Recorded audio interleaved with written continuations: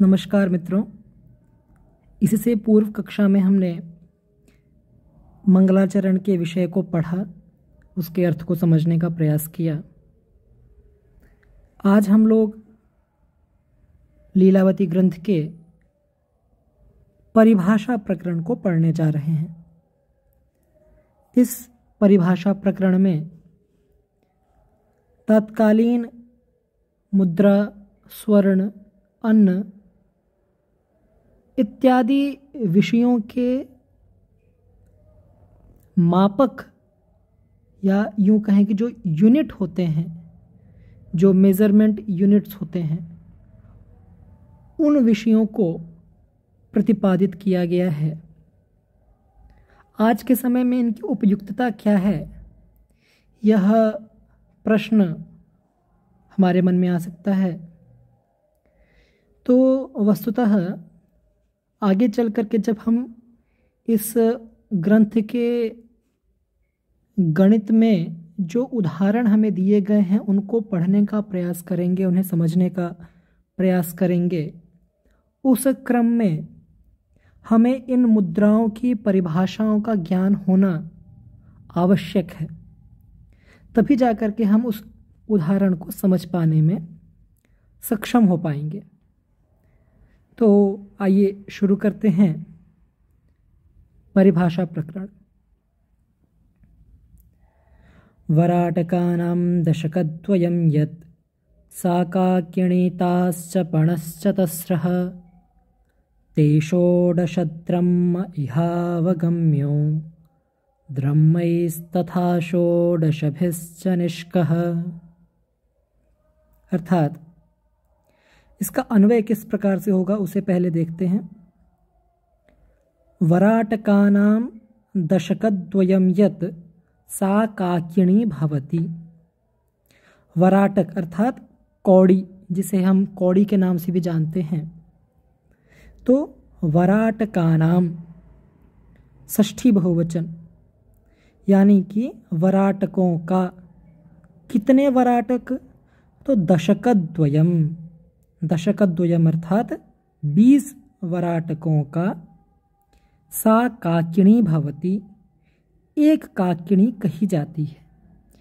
अर्थात 20 वराटक बराबर एक काकिणी होती है।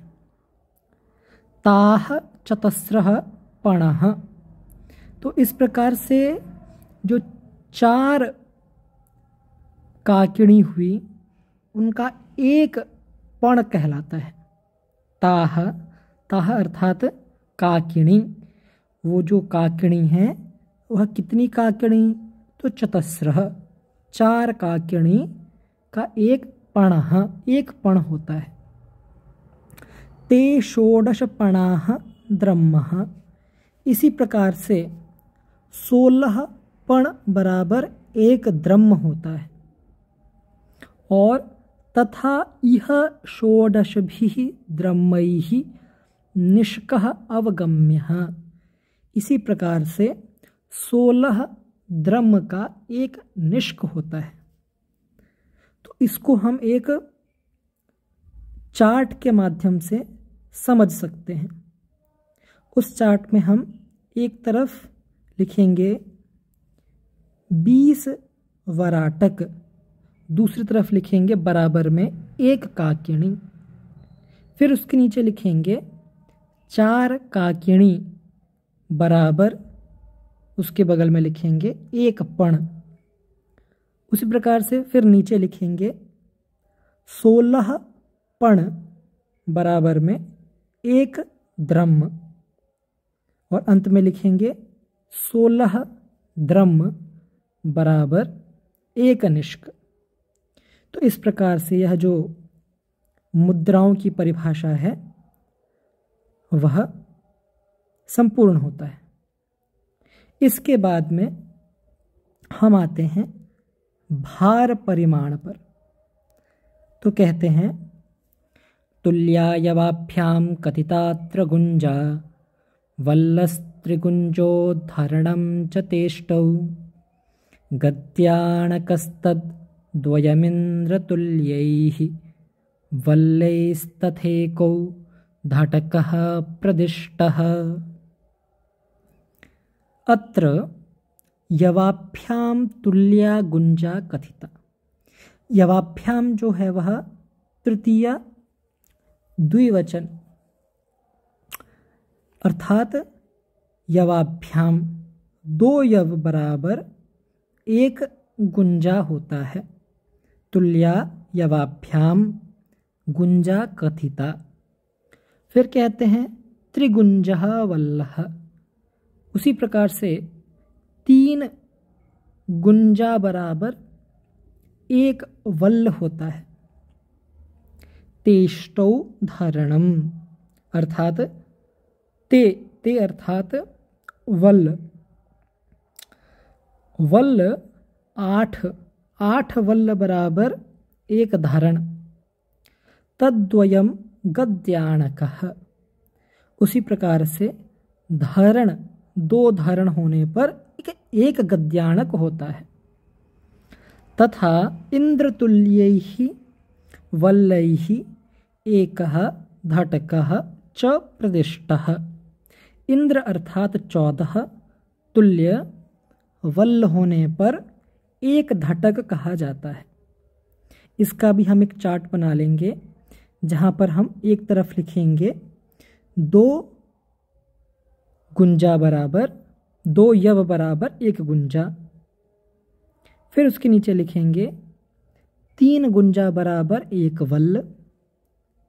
उसी प्रकार से नीचे लिखेंगे 8 वल्ल बराबर एक धारण। फिर नीचे लिखेंगे 2 धारण बराबर एक गद्याणक।